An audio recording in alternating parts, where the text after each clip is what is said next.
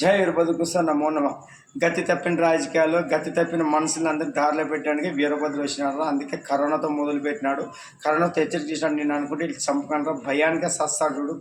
మొత్తం ప్రపంచాన్ని హెచ్చరించినాడు. ఇప్పుడు కర్మ సిద్ధాంతం మొదలుపెట్టి ఒక్కడొక్కడు ఆట ఆడుకుంటున్నాడు.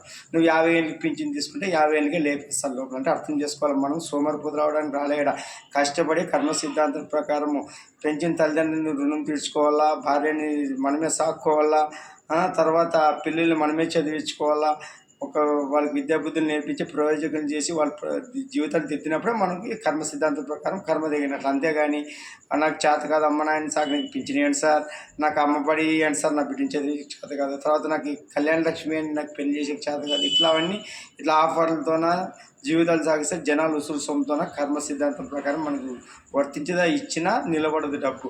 కష్టం లేకుండా సొమ్ము ఇస్తే శివుడు ఒప్పుకోరా నాయన. అందుకే ఇట్లా వస్తాయి ఇట్లా వెళ్ళిపోతాయి. నీకు పింఛన్ ఇచ్చినా అమ్మబడి ఇచ్చినా ఏది ఇచ్చినా అన్ని ఇట్లా వస్తాయి అట్లా వెళ్ళిపోతున్నాయి.